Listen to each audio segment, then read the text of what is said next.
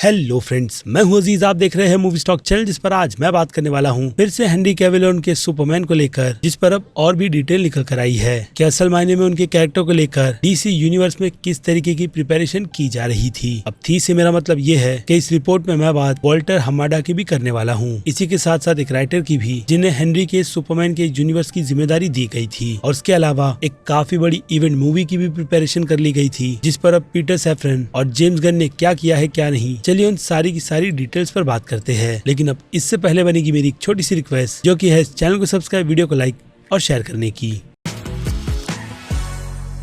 So friends, तो बात की जाए हेनरी कैविल के सुपरमैन को लेकर, तो उन्हें लेकर बहुत नहीं बल्कि हिसाब से काफी ज्यादा बहुत कुछ चल रहा है, जिसमें सबसे पहली बड़ी बात तो उनकी ब्लैक एडम में दिखकर ऑफिशियली रिटर्न की थी, जिसके बाद हेनरी का खुद ऑफिशियल स्टेटमेंट या फिर कहूँ इंस्टाग्राम पर पोस्ट उनके रिटर्न की अनाउंसमेंट भी करता है और आने वाले फ्यूचर का टीज भी, जिसमें उनकी पूरी की पूरी प्रिपेरेशन कर ली गई है। और उनकी इस अनाउंसमेंट के बाद ही जेम्स गन और पीटर सैफरन की भी कंफर्मेशन कर दी गई थी कि वो आगे चलकर DCU के पूरे यूनिवर्स को अपने अंडर कर चलाने वाले हैं। ऐसे में देखा जाए तो इस डील से रिलेटेड हेनरी ने पहले बातचीत डेविड ज़ैस्लोव से की होगी और बाद में ये मीटिंग जेम्स गन के साथ भी हुई होगी। ऐसे में तो पॉसिबिलिटी के चांसेस बहुत नहीं बल्कि काफी ज्यादा हाई है कि हेनरी कैविल का रिटर्न इस यूनिवर्स में काफी लंबा चलने वाला है, जिसमें अब ऊपर से किए गए सारे के सारे दावे जो हॉलीवुड रिपोर्टर वालों की तरफ से किए गए हैं, उस पर भी कोट करते हुए जेम्स गन की कंफर्मेशन फिलहाल तो आधी अधूरी ही है, जिसमें कहीं उनका कहना यह है कि इस रिपोर्ट में कुछ बातें झूठ है तो कुछ सच्ची और कुछ बहुत ही ज्यादा झूठ, जिसके बारे में उन्हें और खुद पीटर सैफरन तक को नहीं पता था। ऐसे में अब वो किन आर्टिकल्स को कोट कर ये बात कर रहे हैं वो तो मुझे नहीं पता, लेकिन फिलहाल तो इशारा जो सच का है वो वंडर वुमन की कैंसिलेशन को है। I mean wonder woman 3 film की कैंसिलेशन को लेकर। बाकी हेनरी के सुपरमैन का क्या होता है उसका तो फैंस को बस ऑफिशियल अनाउंसमेंट का वेट करना चाहिए, ताकि उनके सामने सारी की सारी चीजें ही क्लियर हो जाए। क्योंकि हेनरी को लेकर जो प्रिपरेशन ड्वेन जॉनसन को लेकर की गई थी, उस पर अगर बात की जाए तो उनकी और उनकी कंपनी की पूरे के पूरे विजन किंगडम कम की स्टोरी लाइन को आगे लाने का था, जिसका टीज अब जेम्स गन ने एक बार नहीं बल्कि 2 बार दे दिया है, जिससे अब कहीं ना कहीं यही लग रहा है कि जेम्स गन का फ्यूचर विजन DCU के यूनिवर्स को लेकर उसी ट्रैक पर आगे बढ़ रहा है। यानी अगर देखा जाए तो ये प्रोजेक्ट जो ड्वेन जॉनसन का भी फ्यूचर है, तो उस पर अंडरस्टैंडिंग बैठते हुए शायद से ब्लैक एडम का यूनिवर्स भी आगे बढ़ाया जा सकता है, खास करके तब जब ड्वेन जॉनसन अपने कैरेक्टर को लेकर सच में कॉम्प्रोमाइज करना सीख जाए कि जो कैरेक्टर जैसा है उसकी प्रेजेंटेशन वैसी ही रहे। बाकी अगर ब्लैक एडम फिल्म की तरह उन्होंने अपनी काफी ज्यादा चलाई, तो जो रिपोर्ट हॉलीवुड रिपोर्टर वालों ने कोट की है उनके टाटा बाय बाय की, शायद से वो सच हो जाए। लेकिन अब इससे हटकर हॉलीवुड रिपोर्टर वालों की दूसरे आर्टिकल की बात की जाए तो ड्वेन जॉनसन के इस प्रोजेक्ट पर जो वॉल्टर हमाडा ने होल्ड लगाया था, वो बस ऐसे ही नहीं बल्कि उसके पीछे का भी रीजन बहुत ज्यादा बड़ा है, जिसे सुनकर आप डेफिनेटली यही कहोगे कि वॉल्टर हमाडा सच में देव मानुष थे, क्योंकि उनके भी विजन में हेनरी का रिटर्न था, जिस पर वॉल्टर ने अपनी प्रिपरेशन भी शुरू कर दी थी। क्योंकि जहाँ बात ड्वेन जॉनसन के सपने और किंगडम कम की जा रही है, और उनके हर एक इंटरव्यू में ये भी कि वार्नर ब्रदर्स ने उन्हें कभी भी सुपरमैन को लेकर परमिशन नहीं दी थी, खास करके हेनरी कैविल को लेकर। बाकी अगर सुपरमैन के कैरेक्टर का टीज वो अपने यूनिवर्स में देना चाहते हैं तो हेडलेस का ऑप्शन ही उन्हें दिया गया था। बाकी कंट्रोवर्सी, मर्ज और नई डील से ये सारा का सारा आइडिया फेल हो गया, और फिर क्या हो गई वॉल्टर हमाडा की छुट्टी। और अब इस आर्टिकल में जो उनकी प्लानिंग निकल कर आई है, असल में वो क्राइसिस ऑफ इन्फिनिटी अर्थ की थी। जी हाँ, आपने बिल्कुल सही सुना। क्राइसिस के इवेंट को लेकर वॉल्टर हमाडा ने सपने देख रखे थे कि वो उस ट्रैक में हेनरी के सुपरमैन की स्टोरी लाइन को आगे बढ़ाए। लेकिन उस इवेंट पर पहुंचने के लिए उनकी तरफ से सबसे पहली फिल्म जो प्लान की गई थी हेनरी को लेकर, वहाँ आपने गैस ही कर लिया होगा कि मैन ऑफ स्टील 2 थी, जिसकी कहानी और वर्ल्ड बिल्डिंग की जिम्मेदारी स्टीवन नाइट को दी गई थी, जो कि पीकी ब्लाइंडर के क्रिएटर है। जिससे डेफिनेटली ये बात तो समझ आ जाती है कि उनकी तरफ से एक अच्छा पिच तैयार किया जा रहा था, जो आगे चलकर क्राइसिस के इवेंट में कन्वर्ट हो जाता। लेकिन अब इसकी रिपोर्ट की बात की जाए तो जो शुरुआत उनकी तरफ से मैन ऑफ स्टील 2 फिल्म की जा रही थी, उसी की राइटिंग पीटर सैफरन और जेम्स गन को पसंद नहीं आई है। इसीलिए इस प्रोजेक्ट को तुरंत ही रोक दिया गया, जो शायद इसी बात की हिंट भी देता है कि मैन ऑफ स्टील 2 फिल्म कहीं ना कहीं नए डीसी के यूनिवर्स में भी फ्यूचर की राह पर बैठी हुई है। लेकिन अब डिपेंड करता है कि उसे किस स्टोरी लाइन पर आगे बढ़ाने की कोशिश की जा रही है। इन तो मैंने आपको ऑलरेडी दे दिया है, बट फिर भी जब तक ऑफिशियल अनाउंसमेंट नहीं होती, सोचना हमारा काम है। और इससे कहीं ना कहीं ये बात भी इस आर्टिकल के अकॉर्डिंग थोड़ी बहुत कंफर्मेशन दे देती है कि मैन ऑफ स्टील 2 फिल्म के राइटर शायद से स्टीवन नाइट ही रहे, जो अगर इतनी मेहनत के बाद फिर भी रुकते हैं तो हो सकता है कि उनकी तरफ से कुछ और ही अच्छा डिलीवर किया जाए। ऐसे में अब अगर देखा जाए तो जेम्स गन के विजन में स्टोरी लाइन ही बहुत ज्यादा स्ट्रॉन्ग है, जिसमें वो किसी भी तरीके की बेवकूफी करना नहीं चाहते। इसलिए उनका ये डिसीजन कई लोगों को बुरा लगेगा,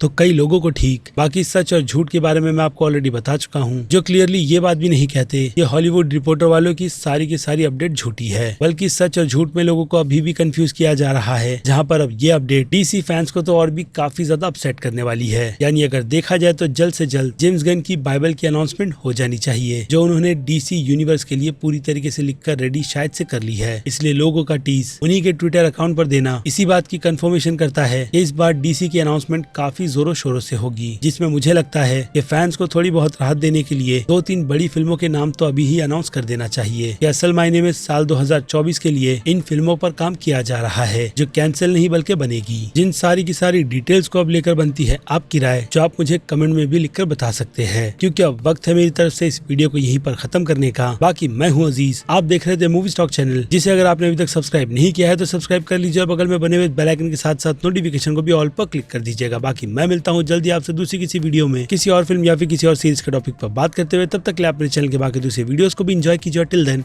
बाय।